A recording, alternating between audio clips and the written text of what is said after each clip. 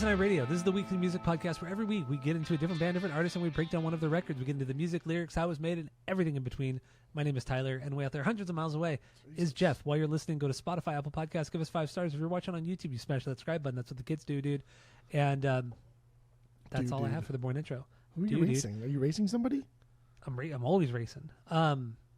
So what are we doing today, Jeff? Go.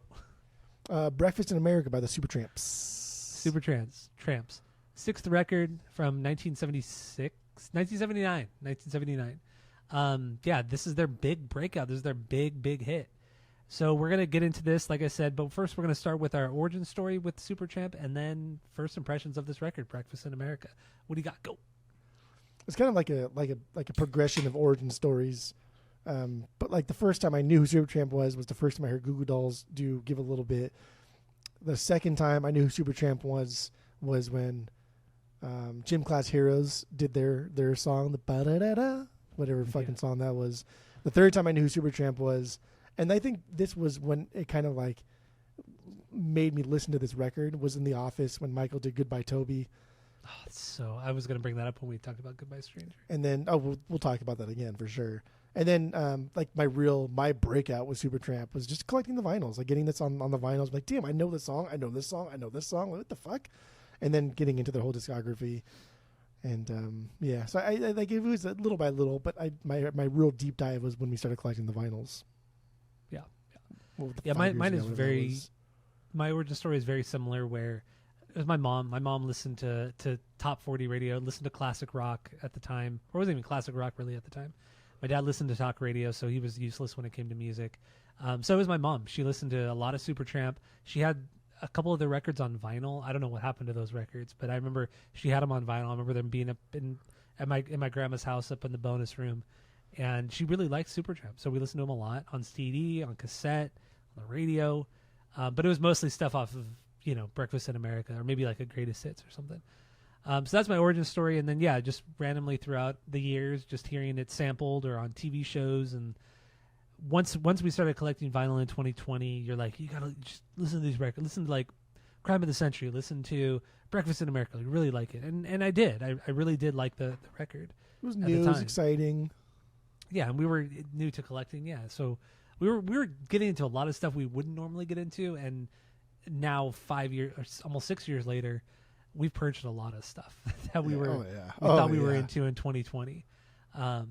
But yeah, so let's get into some first impressions on Breakfast in America, and then we'll get into some bangers, stinkers if we got them, and artwork, all that good stuff. What do you got? Go. Yeah, I did have everything up until I guess their 8th record, Brother Where Art Thou. Yeah, that was their 8th record. So at one point I did have that whole run, and including their live record, Live in Paris. And then I had none. I got rid of everything, and that was because we started the shop, and I was like, I see these all the time. And so I kind of regretted giving away Breakfast in America just because I do like the record. And so then going back again this week, I was kind of like, I really don't need this one. I really don't need Crimes. I really don't need Crisis. I don't care about these records that much. Still good, but I guess my first impressions of this record too, I do still like it a lot. I do have it on the vinyls. I will keep it, but some of the songs are not bangers for sure. No. So. No. I will say that. That's my nice way of putting it. They're not bad though. There's no stinkers on this record. Yeah, there's no overall stinker on this record, but at least half of it are just like, okay, this is fine. This is what I expect Supertramp to sound like. So yeah, that goes along with my first impression. I did have this on vinyl up until about 6 months ago. I did finally purge this one along with Crime of the Century. Because I went back and listened. Over the last year, I've just gone back and listened to a lot of stuff in my collection that I don't go back to often, and a lot of it's been purged. And this just happened to be one of them. Not to say it's bad, but for like 4 or 5 songs, it's not worth keeping when I would never go back to it. So did purge it. Half the record just fucking banger. At least 4 songs, just fucking incredible. Catchy, also very nostalgic. I think nostalgia plays a big part in this. That's my first impression. Nostalgia hits hard, good record, So let's get into. Do we have any stinkers? We don't have any stinkers, right? No stinkers. Also, like I think what prompted me, because I kind of pushed for this a little bit, and what prompted me was Davies died last year in like June or July, and so then his records started spiking. Of course, like they started going up in price and up in price. And so then Breakfast in America, in the shrink with the hype sticker, that was going for like $30, and that should be like a $10 record tops. Jesus. But like now it's still kind of settled in there in the $30 range, which it'll probably come down at some point, but maybe not. I don't know. But yeah, that's what caught me. That's what caught my eye was when he died. I was like, damn, why are these fucking like? Why is everybody coming in here asking about this shit? It's like, oh no shit, he fucking died like 2 weeks ago. And so then I started going back and listening to some of their records. I was like, dude, this record's fucking good. I really do like this. I like sax. I like piano. I like harmonica. And they got 2 pianos here, dude. They don't fuck around. Yeah. They're doubling up. They're getting greedy with the pianos out here. So, which we'll get into on some of the songs. Because you love the pianos and you love 2 of them especially. I'm not a big fan of just like a straight up piano. I'm not a big fan of that. You throw dude, some the like Wurlitzer though. Oh, it's I do cool. No, I do like the Wurlitzer. That's where I do like the Wurlitzer. Fucking yeah, but if you're just cool. having like a straight up like let's say grand piano, I get completely I zone out. It's not my thing at all. Harmonicas, I do not, for the most part, I don't like harmonicas. Sabbath did it once and it was cool. Otherwise, I don't really like the harmonica. Hey, Bob Dylan. And yeah, saxophone. Like I said on the rankings episode, saxophone is really cool in jazz music prior to like 1974. But Yeah, anything the after that, mid-1900s. especially in like rock music, saxophone and rock music is generally not good, and I do not like it. Outside of the Mars Volta and a couple other handful of bands. But anyway, Mars Volta is like traditional rock and roll music that would even be conducive to having saxophone. I'm just in saying there. rock. I'm just saying rock in general. I mean, they're prog rock. Mars Volta is prog rock, so there's But still like you rock. see like saxophone, like rock music, you think like old blues, like George Thorogood with the sax solo, ready go, wee, like squealing on the sax. Like that's what most people would consider rock music that has saxophone in it. Or pretty much any band that sounds like the Saturday Night Live house band that plays at the beginning, the intro and the outro of the show. Good songs. Because, you know, it's just all just wailing saxophone. And just every song in the 60s, 70s, and 80s sounded like the SNL house band. And I just don't like it. Just don't like it. You don't. So you don't like Piano Man, the Billy Joel song. I don't like Billy Joel. No, I don't like Billy Joel. No. I don't like that song. Billy Joel's got not some my thing. fucking bangers, bro. Maybe Piano he Man's does. so good. I don't like Piano Man, but maybe he does Who have the some great fuck songs. doesn't like Piano Man? I don't like Piano Man. Are you I just crazy? No. I don't think No. you've ever heard No. fucking Piano Man. That's what I'm No. thinking. Okay. That's what I'm thinking. So let's get into our number one banger. I'm sure it's the same one. We have the same 1B, one banger. Of course, it's Goodbye Stranger. That's Goodbye Stranger. Yes. That's again. That's like Fucking by hell. fucking far. That's their best song. That's an impressive. See, this is a beyond banger. That's an impressive song that never loses value. Every time I listen to it, it feels just as fresh. It's just as big of a banger. I love it. I love that piano riff. It's very playful, right? The back of the dum dum dum dum. I think it's amazing. It creates this groove. It adds balance. It has this cool bounce to it. And the transition riff into the Goodbye Stranger part, fucking boss. Especially because the bass throws the little fucking 3 or 4 notes in there real quick. Yeah. And they battle off each other. I like the high falsetto vocals, even though they're kind of fake, because I think with Hodgson Roger Hodgson writes the better songs. I think all of his songs are better. Just straight up there, he's a better songwriter. I like his songs more, except for this song, which is Davies, and he sings the falsetto part. It's the falsetto Davies part. sings the. Oh, I didn't know that he sang this part. He sang the falsetto part. The chorus? Yeah. I just assumed it was Roger. Yeah, that's Dave. I mean, as far as I could tell, and then watching the live videos, and then reading about like his falsetto, that was him doing the Hodgson falsetto thing. Falsetto. So does Roger sing the verses then? The lower verse? Really?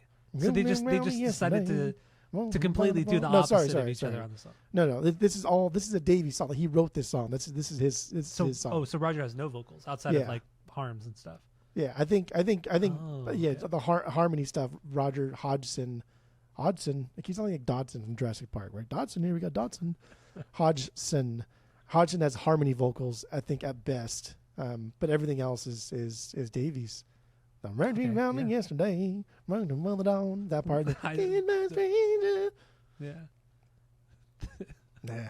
But again, this is the only Davey song that I like, because then we'll go through track by track. Because they each had their own writing credits, of course, and they each sing their lead vocals on the songs they wrote. Very like Mark and Tom kind of thing going on here.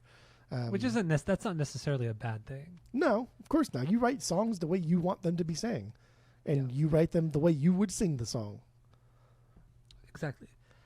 I just, for whatever reason, I mean, I knew that Rick sang the lead vocals on this one, but I still assumed that Roger sang that chorus.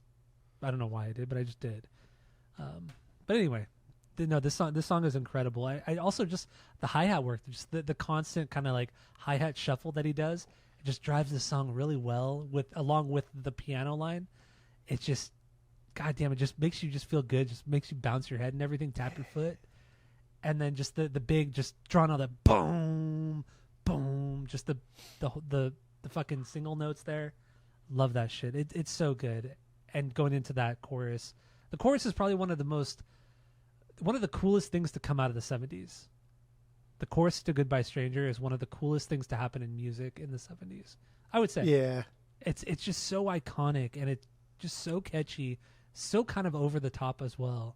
Yeah, it's pretty fucking wild. And like the band, I don't know, like we've already heard them do these high vocals, and we've already heard them do these falsetto things that just sound like a girl singing. But never like, and again, I think it's the piano riff that drives it, the doom doom doom doom doom doom doom. Yeah, I think that's what drives really this song forward so nicely, and everyone else is just playing. It's just playing backup. It just so happens that the harm is so fucking catchy. And this is a perfect example of like their kind of like more melancholy lyrical approach, like contrasted with like the more upbeat, kind of exciting, fun instrumentals. And what's weird too, like considering that Rick sang both the low and the high part, there, you know, in the choruses too, you know, so Rick just dubbed him. I assume he just dubbed himself singing the low and the high part, because they go back and forth. The vocals go back and forth in the choruses, so. It's kind of weird. I mean, I'm sure when they did it live, they sang the appropriate parts, but in the studio, it's unusual for a band like this, I feel. That's the thing, is I think when they do it live, they do go so that the game I change. That's Hodgson, and then that's still Davies. But on the record part, the recording, it's him doing both of them, and that's what I read, because they kept calling it a false falsetto. Yeah, because I mean, when you do listen to him singing the higher part, it sounds almost like a joke. Like it doesn't sound like somebody who should be singing that high. It's certainly goofy. Out of his range. Yeah, it's but then like the live in Paris. So they did a vinyl live in Paris, and they omitted this song from it, but they still did this song through that tour. Or that show in Paris, they just didn't put it on the vinyl for some fucking reason. But in that, so sucked. If you watch, I don't know why the fuck would you not put this song on there? I mean, this is like their most popular song. But if you watch, my nose is so fucking itchy. If you watch the live performance, Davey sings both parts, and then when it gets into like the when you have like the harm part, then Rick takes over and does the talkie part, and then he's still doing the game thing. That makes sense. I don't know. No, it does make sense. The point is that's Davies, and I think that Hodgson makes the better songs, does the better songs, has the better voice, except for this. This is the one. This is the exception to the rule. Yeah, I would agree with you on that 100%. And then the last chorus. I mean, so this song is almost 6 minutes long. It's 6 minutes long. It's 5 minutes 50 seconds, and the last chorus of the song gets heavier. It's a bit more aggressive. Just everybody just kind of going for it in that last chorus, and then it all kind of rings out a little bit for a few seconds, and then there's this really cool instrumental outro, like some good guitar soloing. It's an incredible guitar solo. It's a great outro. It's a great fucking outro. Everything about this song is incredible. For a band that has two fucking piano players in it, right? Like, it's a really, really cool guitar solo because I don't know, it jumps in like right at the right moment. It's all verbed out. It's all tremoloed out. It's very spacey. It's this thing that follows the melody and the piano so well. Like it's never too fast because the song does kick up a little bit, but it's not like a rock and roll solo, right? He's not like hitting these blues licks. He's not in these like these scales. It's just he's just kind of grooving. Never shows off, never really falls behind. It's never too wanky, but it's so melodic. It's so melodic and it's so fun. I think that's the most important thing about the solo. It's fucking fun. Never loses momentum. Yep. Lyrically, I thought his lyrics were fine. I don't think they were a placeholder. I think they meant something to him. Depending on who we're talking about. Yeah, I mean, I didn't really differentiate on the lyrics there, but I mean, a lot of the lyrics read like, just a lot of it's like criticizing Hollywood, LA, the music business here as well. Saying like, for example, in one of the songs, talks about how all he dreamed about was coming to LA, was leaving his hometown, leaving England, coming to LA, and then when he gets here, it's like, this is it. Like this sucks. This is trash. It's bad, which is true. LA and Hollywood suck.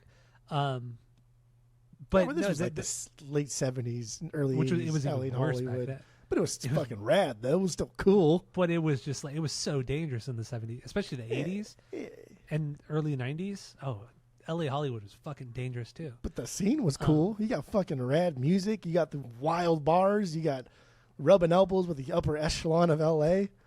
He's got to worry about, getting stabbed or shot by police and everybody else too, I guess. Yeah. Literally everybody else. But this song in particular, Goodbye Stranger, it's about a guy who lives a fast life, loves sleeping with a lot of women, and never wants any relationships. Just, hit and quit it, wham bam, thank you ma'am, Buck Owens style. That's really what it is. Wham bam, thank you ma'am, I'll be on my way. Oh God, that song I want to do Buck Owens again. We should do Buck Owens again. We've done them twice in the last 5 years. Let's do it again. We could do live at Carnegie Hall, though. We haven't done live at Carnegie Hall. We haven't. We've only done Tiger by the Tail. One of the biggest, earliest Carnegie Hall shows that was ever performed. Really? Bigger than Harry Belafonte? I think Buck Owens was before. I think that was 60s. Harry was 70s. I don't know. What the fuck do I know? I don't know. Fucking goddamn thing. Whatever. Who cares? I just make shit up half the time anyway. Who cares? No, that's true, dude. So we go to... Dude, this dog won't stop fucking barking.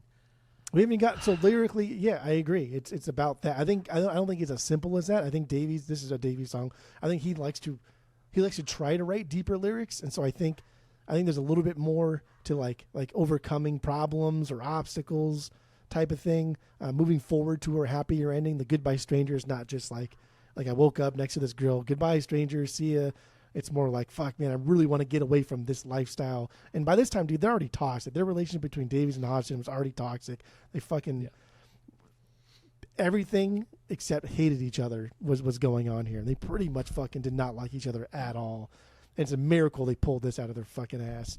But even if their problems or obstacles are easy to fall into, right? Because that's what this song kind of goes into, like the line where the devil is my savior. Like it's so easy just to get back into the groove of things and just deal with this toxic relationship because it makes us money or being able to tour.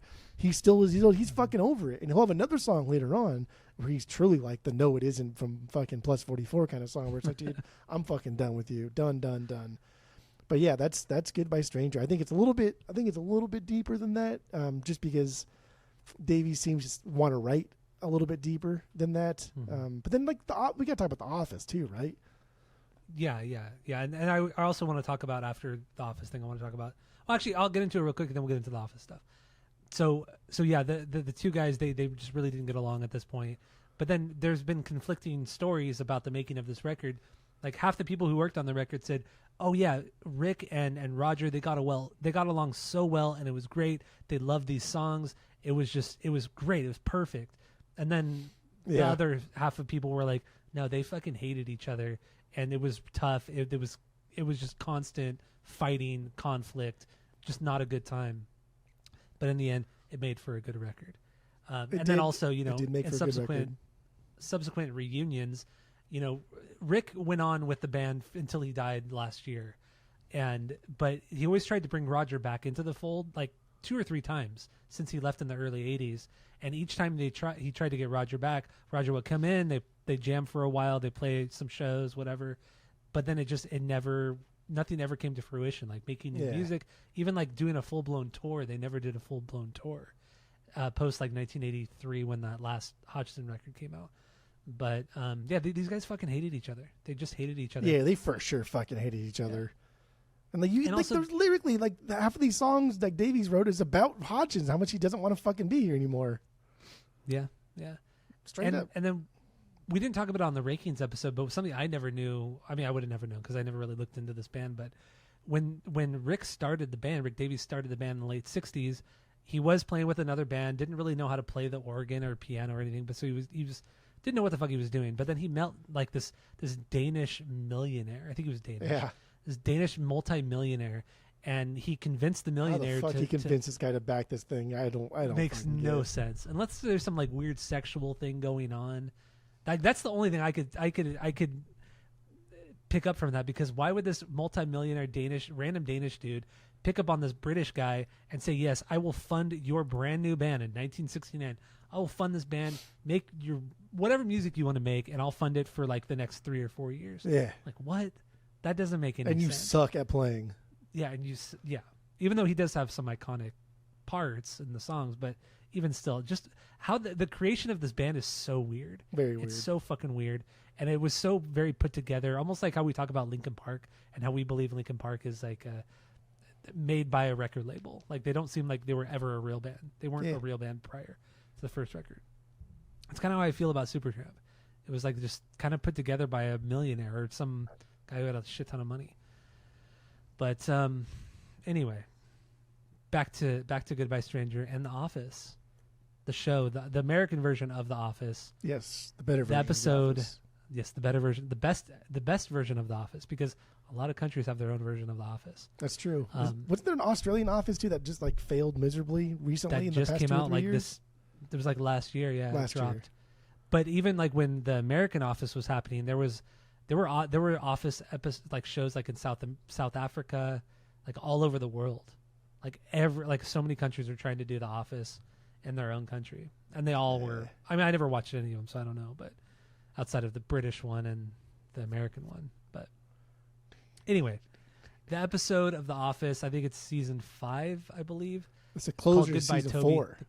Oh, it's season. Okay, it's the end of season 4. Yeah. The episode's called Goodbye Toby. Toby from The Office is leaving the branch, leaving the company, Dunder Mifflin, and Michael Scott throws a goodbye party to Toby, and Daryl's band plays at the party in the parking lot, and they play Goodbye Stranger, and this is why like writing in The Office was top notch, because Michael Scott threw this party just so he could sing this song. Yes, like absolutely. That's the only reason why this party was thrown, because Michael Scott cannot fucking ever get enough attention. And like, yeah, he's a good singer. He's a good karaoke singer. He's not bad. That's all. But people in Hollywood. He did really well in the episode. Yeah. He's a solid singer. But he threw this party for Toby so everybody could just hear him fucking sing this. And it just so happened to coincide with somebody that he absolutely hates. So he chose this song so he could do the low part and the high part, because God forbid Michael Scott relinquish any kind of control, right? He has to do both parts. Like that's why he's just so fucking genius and so it's just amazing character writing. Yeah, that was good. And yeah, he sings Goodbye Toby, and it's funny. And then Pam says that thing where she's like, "Don't tell Toby this, but I used to have a crush on him." And Toby's like, "What?" Because he's in love with Pam. And yeah. Ooh, remember in like the 2 seasons later when Toby does come back and he puts his hand on Pam's leg and then just jumps the fence and takes off. And then Jim just is like kind of looking at him like, it's so fucking funny. Dude, the American Office was just, I mean, the British Office was really funny, but the American Office is leaps and bounds better than the British one. The British Office was fine. It was fine. Yeah, it's totally fine. Ricky Gervais was amazing. He's pretty much amazing in everything he does. He's so funny. But American Office and Michael Scott, Steve Carell was incredible. And the whole Goodbye Toby episode, I don't care. We could talk about The Office a little bit more. That whole episode was great because that was also the one where Michael has to do the exit interview with Toby, and then Holly comes in with Pam to take notes. Oh yeah, he gives him a rock as like a goodbye gift, and then he has like a note, and it was supposed to be like a hateful note toward Toby when it was just supposed to be them two, And then she said the first line was, "Why are you the way that you are?" Why are you the way that you are? And the way that Steve Carell says it, he goes, why are you the way that you are? And like he tries to put it like in a positive tone. Because Holly's there and he doesn't want to look like a fucking asshole in front of Holly. God damn, that was good. That the way he says like, why are you the way that you are? The way he tries to make it positive is just so fucking funny to me. It's hilarious. Yeah, dude, it's fantastic. And then after he does Goodbye Stranger in the parking lot, or Goodbye Toby in the parking lot is his version of it. Holly comes up there. He's talking to Holly and he's like, and then she says, "Oh, I can't wait to hear your other joke songs or whatever. I would love to hear, Beers in Heaven, instead of Tears in Heaven." And then Total Eclipse of the Fart. And it's funny, man. It's Total Eclipse of the Fart. Like, Totally Eclipse of the Fart. I remember that one. That's so we're like terrible. 10 years old, laughing at that joke. But no, it's great. Yeah, it's good. Dude is fucking good. Good writing, good character writing, good writing through because you can write funny jokes or whatever, but to write a funny joke in the vein of the character telling said joke, that does take some skill. That does take some good writing. Good writing. Yeah, and then at the end when they do the when they're playing the song, they're playing Goodbye Toby, and then they're doing the whole instrumental part at the end of the song, and the drummer's doing like the double bass, and then Michael's just going, Toby, and he's like spinning around in circles. Toby, yeah, just yelling at Toby. It's great. Poor Toby. I fucking love that show. Love that show. And even then, dude, Toby, like, he's one of the writers, and he made himself like a shitty character, right? Yeah, it's great. Like the butt of all fucking jokes, just like this big fucking loser, just ugly too. Like because his hairline is so terrible in the office, but in real life, fucking whatever his fucking name is, David Lieberstein. Yeah, Lieberstein, or is that his first name? Dave Lieberstein. David Lieberstein. Yeah, in real life, he's not that fucking ugly. Like his hairline's not that gross. He looks like a pretty normal person in real life. Yeah, but like the way he cut his hair for The Office is like, damn, it's so ugly, dude. So ugly. Yeah, that's good. That's good. Love that show. I haven't rewatched it in a while. Maybe it's been a couple years. I might go back to it. I might go back to it tonight. Yeah, maybe. Got to finish X-Files though. I'm working on X-Files. Gonna skip one season of X-Files because that one season is the last one. The last season of the original run where Mulder is completely gone. And it's just Scully, Doggett, which I love Doggett a lot. He's a great part of the show. But then there's that new girl that comes in, and she's terrible. Her name is. Supposed to be like the new Mulder, and it's just terrible. That's the whole last season. It's of the original. Mulder comes back in the last episode. Yeah. Okay. Whatever. I like the reunion 2 seasons that they did. That was cool. But I don't skip any episodes. I watch all of them, but that's okay. You can half-ass it. Okay. But you don't watch the movies. I do watch the movies. Grizzly Adams did have a beard. You did not. You do not watch the X-Files movies when you watch the show. I watch them all the time. I watch them every fucking time. Are you crazy? Are you crazy right now? All right. Anyway, let's get back to Supertramp. We're totally off topic, but that's okay. This is Supertramp. There's not a lot to talk about here. There's plenty to talk about here. So what's your number 2 banger? Second banger? My number 2 was a Logical Song, but then today I changed it to Take the Long Way Home just because it kind of hit differently today, I guess. I don't know. It could be the Logical Song too. But Take the Long Way Home is my 2B as of today. Okay. That's my 4B. Yeah. So I only have 4 Bs. I only have 4. Okay. That's okay. Yeah. Kill so let's get into it. Take the Long Way Home. I love how this starts out. It's already kind of sort of melancholic, but also uplifting. I like how easy it is with the piano and the other instruments. Just get to add texture and contrast, like the harmonica gets to really let loose and add so much to the song without taking over the song as like this blues or folk or some shit that you're gonna fucking hate. It's not aggressive here. It's not aggressive here, but it's still there, and that's okay. Yeah, it's fine. I mean, the harmonic. You're right. The harmonica doesn't take over the song. It's not the lead part of the song, but it's there, and I'm not a fan. It's just not my thing, but. Luckily, it doesn't drive the song. The piano drives the song. The vocals drive the song. And I love the way he says, take the long way home. Take the long way home. Take the long way home. Like, I don't know. I just always really like that. I think this song is incredibly cheesy in every aspect. But damn, is it fucking catchy. See, this is incredibly catchy. This is a Hodgson song. Hodgson wrote it. Hodgson lead vocals. And obviously the other two, Breakfast in America and Logical Song, those are both Hodgson writers, Hodgson lead vocals. The only one is Goodbye Stranger. That's the only outlier. That's the only outlier, yeah. And every other song weird on this record, too, that we talk about, like if there were Bees and My Bees would still be the Hodgson songs, not the Davey songs. Which is also funny, too, because the best part of Goodbye Stranger is the falsetto part in the chorus, which like I said before, I thought it was Hodgson, but it clearly is not. He's the key. What's his Roger name? Hodgson. Chris Davies? Rick Davies? No, not Chris.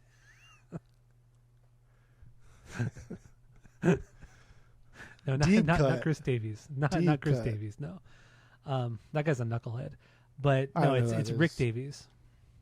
Oh, Chris Davies is definitely a knucklehead. Yeah, he's definitely a knucklehead. That's off the rails here. It's just so mean.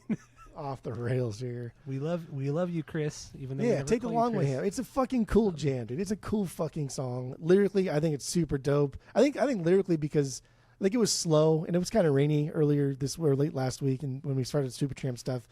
So like the Take the Long Way Home concept, and it's like, damn, dude, like how many times do you like when you're driving, right? Like driving is so cathartic. And like you drove way fucking more than I did for a living. But like we like road trips. Like I enjoy driving for extended periods of time. It's like the only true time you can just not worry about anybody, man. Just be alone.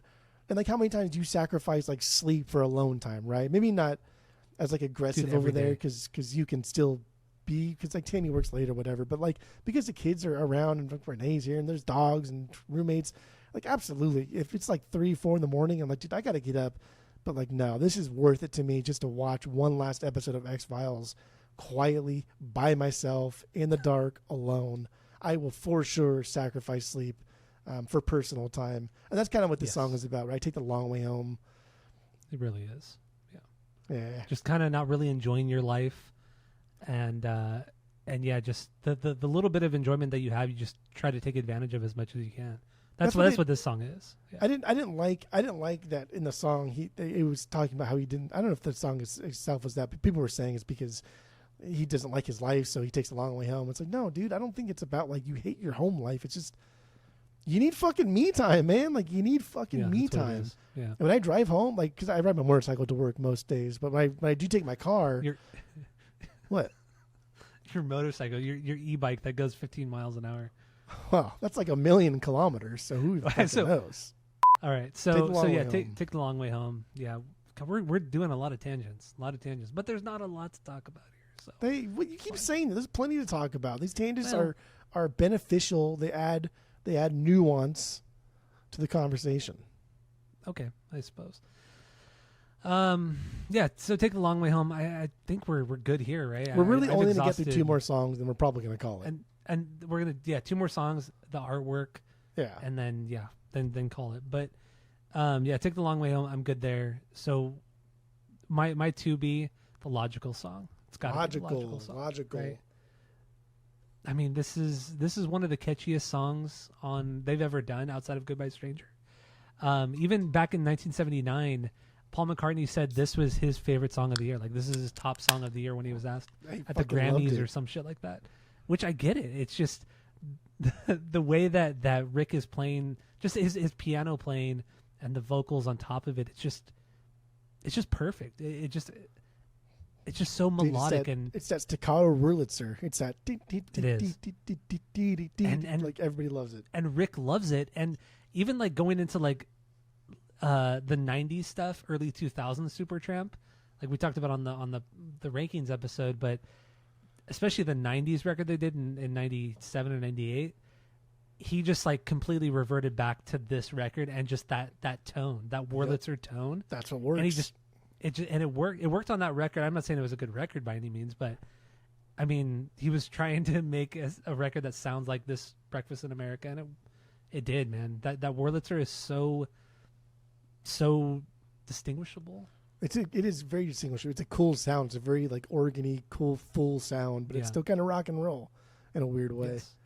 Yeah, I like it. I love this fucking song. I like the sax being all over this shit too. Dude, incredible guitar solos. The sax is okay on this one. I think it's fucking rad.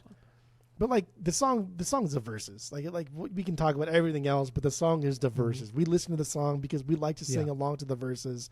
We can do hand claps, like those little fucking hand claps they had. The verses are catchier than the choruses. They really are. All about the verses.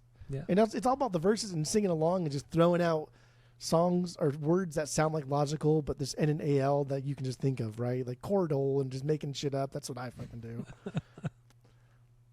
Also, I love in the verses of this song, we have Rick doing the Wurlitzer and all that kind of stuff. But then you have the other guy, or I don't know in the studio if it was another guy or not, but on the other end of it, there's just this organ just kind of droning on in the verses, and it's a great it's just a great way to round out the sound of the song in the verses, and then the chorus hits, and it's like this dreamy kind of ethereal feel to it. I love it. Everything does kind of slow down the chorus and gets kind of like you would dance like this, not like you're underwater. Yeah. But the best part is when he says like the who I am, and he's like who I am, and he goes who I am, and does it real high. Yeah.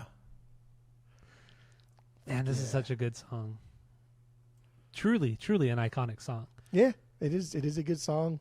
Lyrically, it's a cool song. I think "Goodbye Stranger" is my favorite song, but I would say maybe the Logical Song is the best song when it comes to the best constructed song, I guess, of the band, because there's so much going on. Like this is because "Goodbye Stranger" is very straightforward. It's a very driving song, but there's so much happening in the Logical Song, from the verses to the choruses. They're completely different, but the way that they transition between them, the way they go into the sax solo and various instrumental parts. On the sax solo too, like later on the sax solo gets into that like Pharoah Sanders, that little fucking. And there's some thing weird electronic like cell phone kind of ring.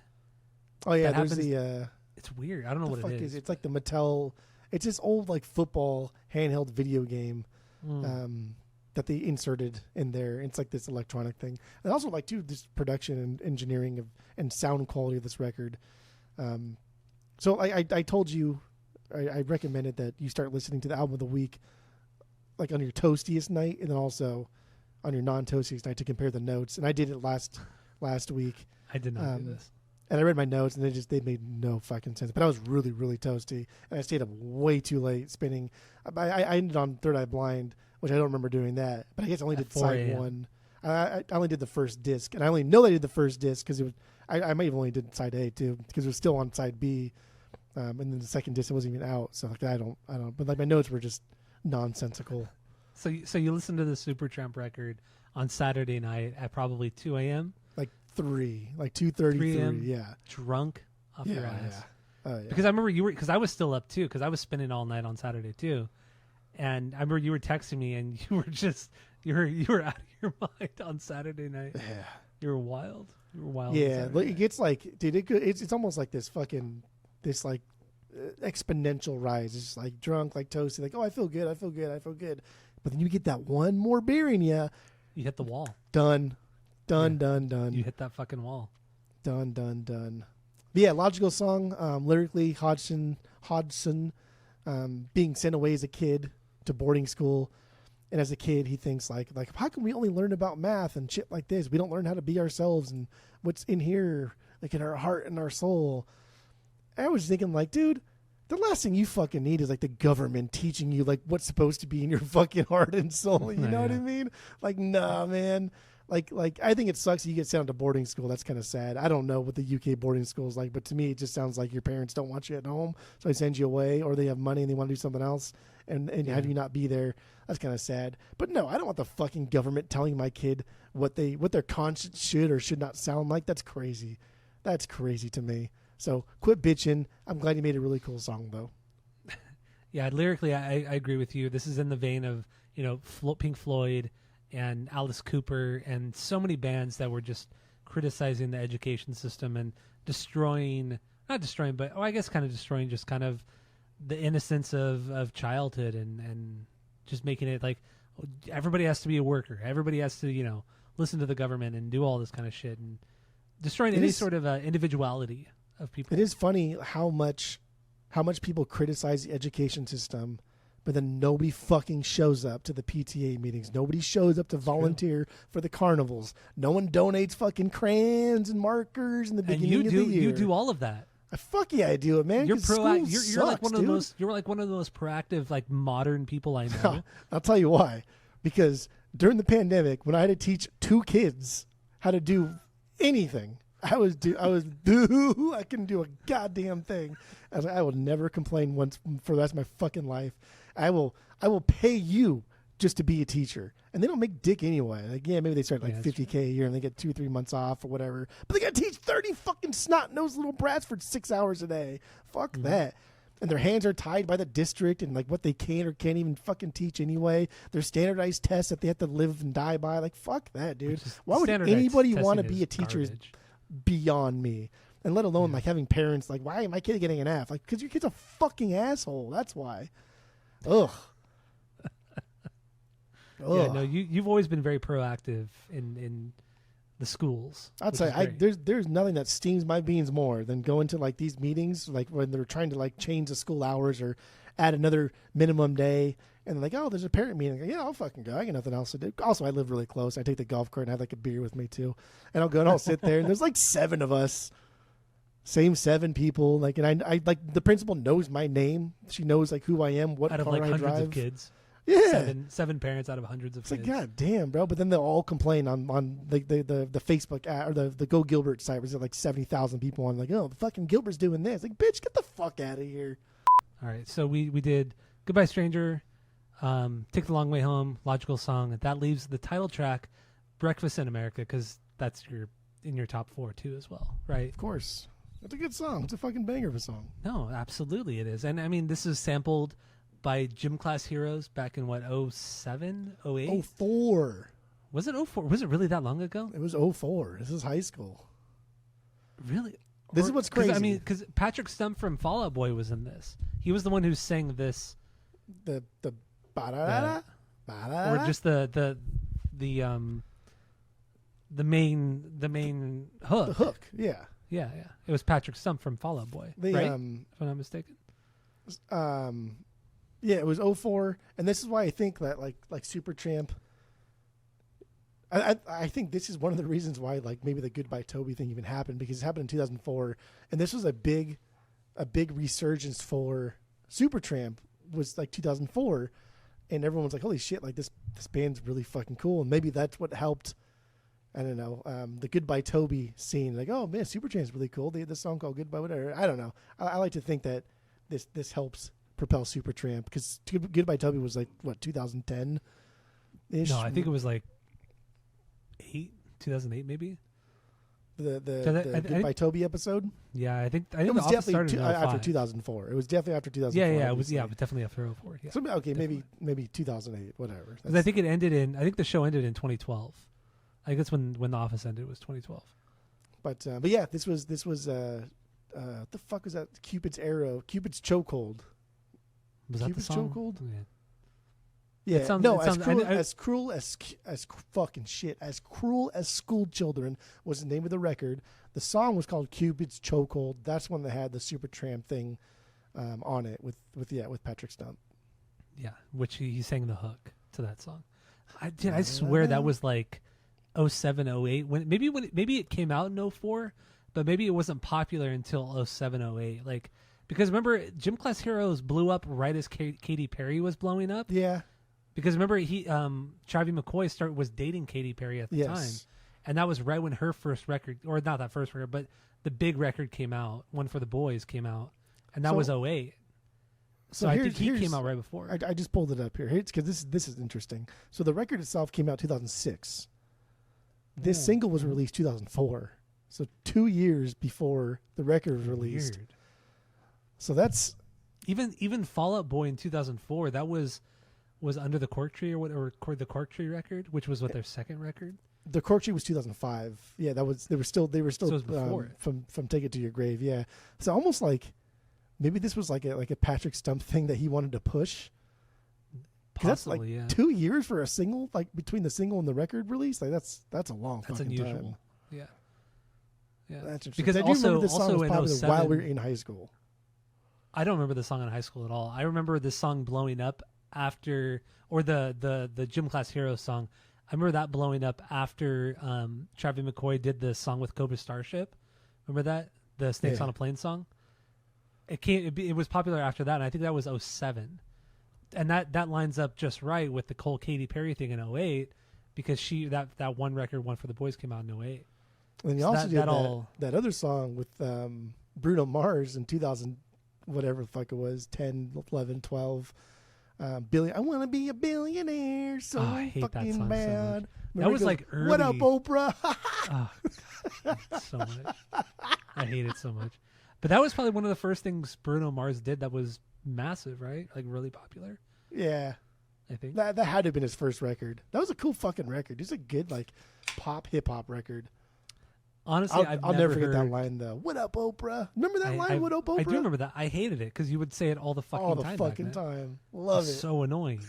But I don't think I've ever heard a Bruno Mars record in its entirety ever. But I like his. I think his songs are good. His songs are really good. I think the most part. it was probably Pete, but I think one of the guys from Fall Out Boy had something to do with Bruno Mars' first record too. So Probably that would be kind of interesting to see, or to just to read about like why. I'm just curious as to why the singles released 2004, but the record didn't come out until 2006. Whatever. Who the fuck even really cares about this? And shit? we're talking about the title track "Breakfast in America" Breakfast in from America. That's Supertramp. because it sampled the "Take a look at my girlfriend, she's the only one I got," which I cannot just help but think about Gym Class Heroes. But anyway, I love this song. It's solid. It fucking just sounds so big. Mm-hmm. This melody is super, super easy. And we get like this big brass thing following along, playing on the backbeat, just adding depth, right? The bump, bump, like that kind of thing. Yeah. And it just has this like descending like scale, the dun, dun, dun, dun, dun, dun, dun. And it's just fucking cool, man. It's just a fun, playful song. And like that main ba-da-da-da, like, dude, that gets stuck in your head the second you hear it. Yeah. Yeah, it's a very the song is, I think it's the shortest song on the record, 2 minutes 39 seconds, and it has this very kind of like bouncy circus kind of feel to it, because also there's trombone and tuba on the song as well, so it gives that kind of boom boom boom. It's just this very kind of polka kind of circusy feel to it, which, you know, I love polka. I don't like circusy music per se, but I like polka a lot. Polka's cool. That's okay. Yeah, when it gets too circusy, like Panic at the Disco kind of shit, no, I'm out. You just like polka because you like to believe that you fucking like Switzerland or some shit, and you think like, oh, I listen to polka. I like going on the Matterhorn and sitting gay with my friends. That's what I like to do.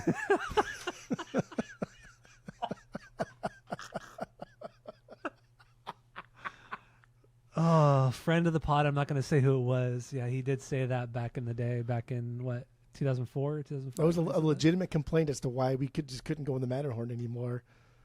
Yes, because he said that. I'm not going on the Matterhorn. Like, why not? Because I don't want to sit gay. Like, bro. Fucking hell. Bro. Like, okay. Mind you, again, this is like 2004, but yeah. And then we still went on it. We still would probably go on it too. Yeah, and we all sat gay. Fuck it. And we sat gay. Yeah. Yeah. How immature. It's good. Yeah, Breakfast in America, the song. I don't think it's that deep of a song in any way. Whether it's, you know, lyrically, musically, it's pretty straightforward, because once again, it's a very short song. It's the shortest song on the record. But fucking hell, it's catchy, and that hook is great. It's fantastic. This is the one where we're alluding to like being an American and wanting to go across the pond, and being successful is important, and the song is about him like daydreaming about going to America, right? He talks to like the millionaires in Texas and the California girls, all these like stereotypical things about America, which, like, dude, Texas is fucking huge. Like, obviously everyone in Texas isn't a fucking millionaire. Texas is bigger than, it's like 2 or 3 times bigger than Great Britain. And then California, same. Like, California girls, dude, like, a small, teeny, tiny part of California is beach, an even smaller part of that beach, like, is even swimmable. Like, NorCal is not swimmable. It's fucking cold. No. Like, no one swims in that shit. So, like, it's basically just Orange County and LA County and San Diego County. Yeah. It's like 3 counties of Southern California. So what is that? Like maybe 200 miles of beach that you can actually swim in? Yeah. Or that's like comfortable to swim in, 200-300 miles of beach? But it is wild, just like the idea, and like I get it, like you're daydreaming and you want to go do these things, but then he also talks about like his girlfriend. I think in a more metaphorical sense, like he's saying, like take a look at my girlfriend, but it's more like look, like here's my current situation, I'm happy with it, I'll be happier if I never do better because I'm just happy where I'm at, but I still want to try to do better. I still want to go to America. I still want to be huge. Because like the whole girlfriend motif that goes through, like she's the only one I got, and like don't laugh at her, but like she's mine. Like I worked for it. Like I think that's what he's talking about here. I think that's a little bit. I think that's a little bit kind of deep and a little bit more complex. And the other thing I want to talk about too is kippers. Kippers. Isn't that sausage? It's herring. It's this fucking fish that Britlanders eat for fucking breakfast. They just slice a fish open, put a bunch of salt on it, maybe an egg, and eat fucking disgusting herring shit fish for breakfast. So just add that to the list of nasty fucking things people in England eat. They eat nasty shit, dude. Are you sure? Because I swear I thought kippers were was sausage. No, kippers are not sausage. Kippers are herring. Just it's called. I think the fish is called kipper, but it's a type of herring. Herring. So it's just a disgusting fish. Yeah. Because that's just a gross kind of fishy fish. Like. Ugh. It's just it's trash. Yeah. I like some fish, but herring, come on. They eat trash. You eat trash. You eat trash. I'm sorry. You eat fucking trash. I get it. It's a generational thing. It's a cultural thing to eat. They're like raccoons. They're like fucking raccoons over there. Raccoons of the sea, dude. Or raccoons of the river. No, I was saying the UK, like Britlanders are raccoons because they just eat trash. Oh. Okay, sorry. But they put all this trash on a plate and like maneuver it to make it look kind of nice and like we'll call it kippers in, eh? Some fucking bangers and mash.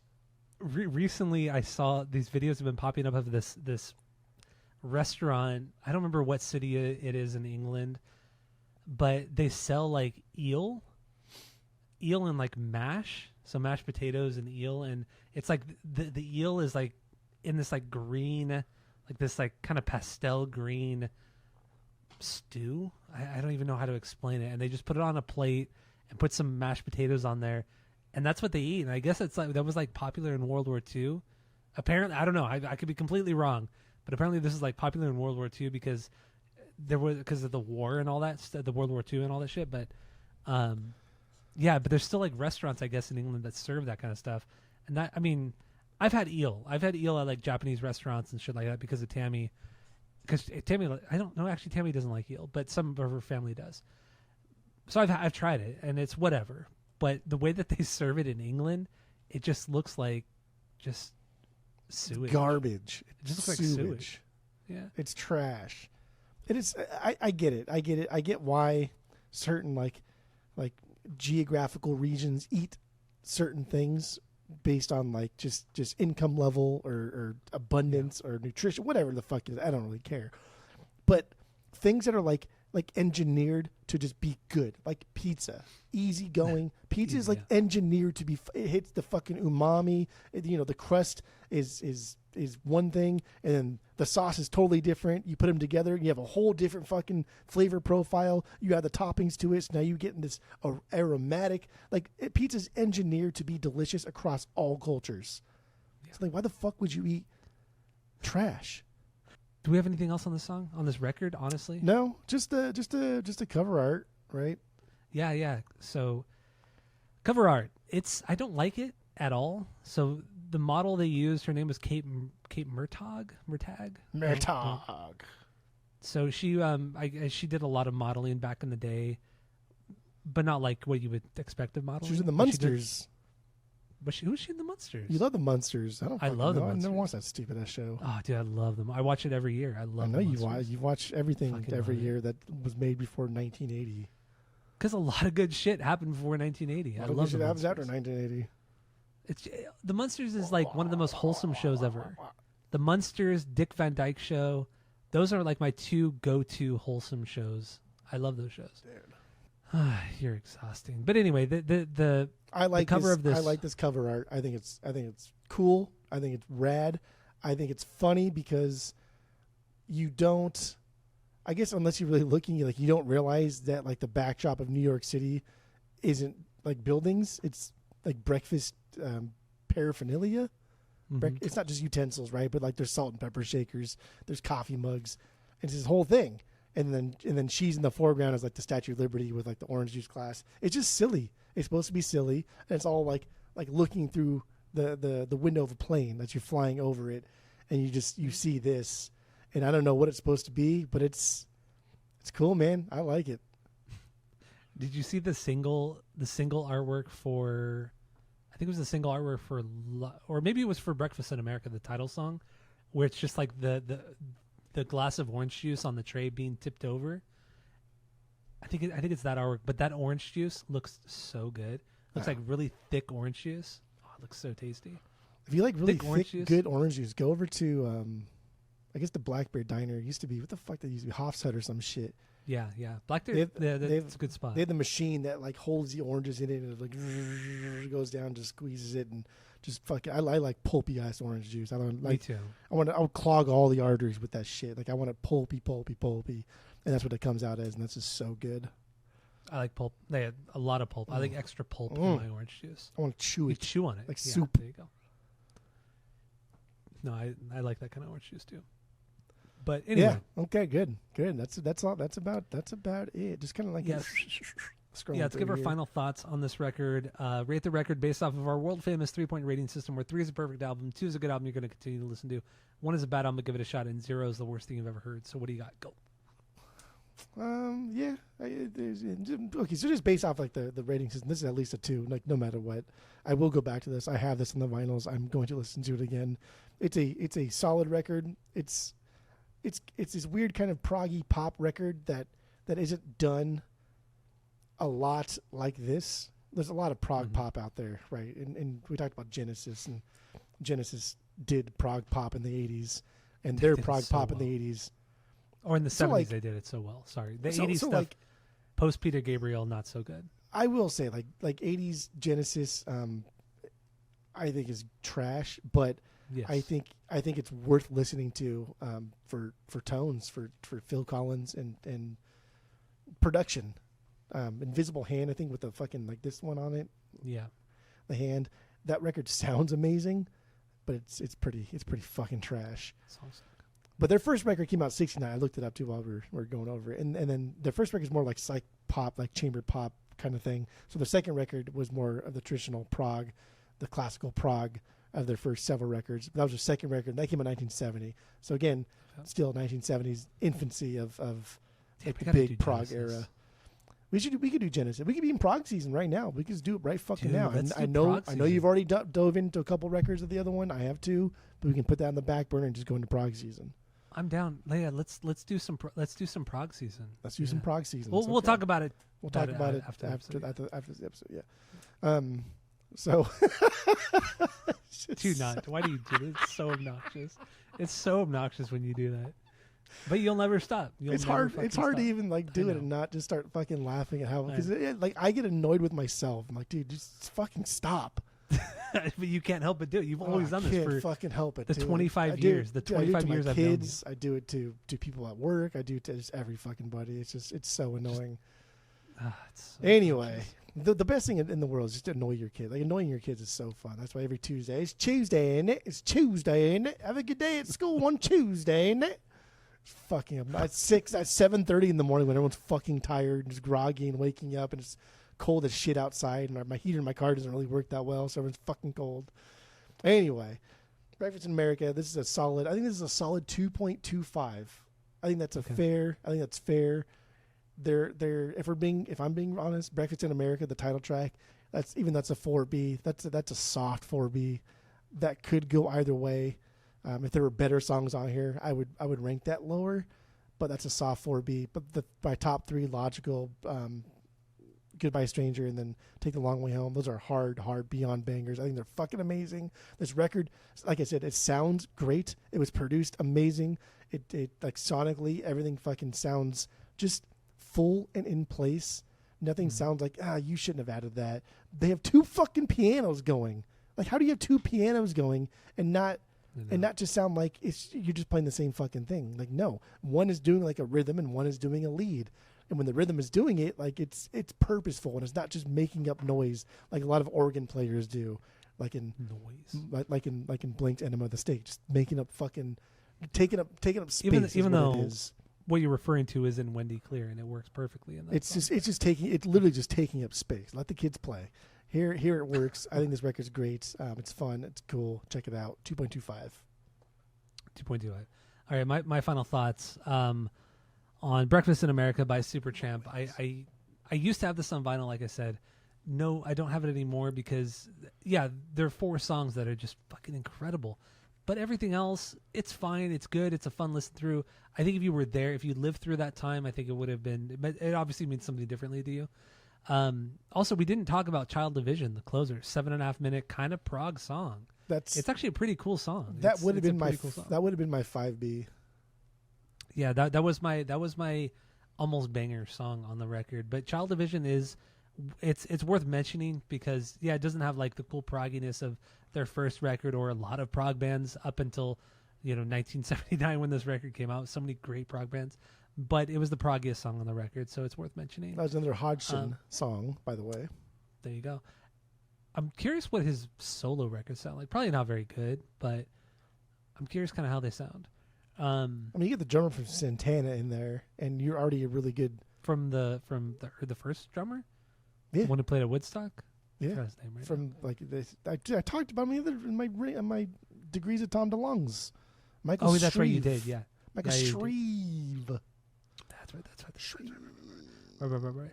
Anyway, this record, I'll go back to it, of course, because half the songs are really good, great. So with that, I'll give it a 2 out of 3. 2 out of 3 for me. Still not vinyl worthy. I know I do have a lot of 2 out of 3 records on vinyl, but that's because overall, those 2 out of 3 records, every song has its own thing. But here, it's only half the record, and I just I never go back. I never went back to it when I did have it on vinyl. So, dude, Michael Shreve was 20 years old when he played Woodstock with Santana. That's wild. And was he? I don't remember. Was he as fucked up as Santana was? No, like on LSD and shit. He was 20 at the time, so I can't imagine he had hit the stride yet. I feel like you hit that stride probably in like when you're 18 and then into your 20s.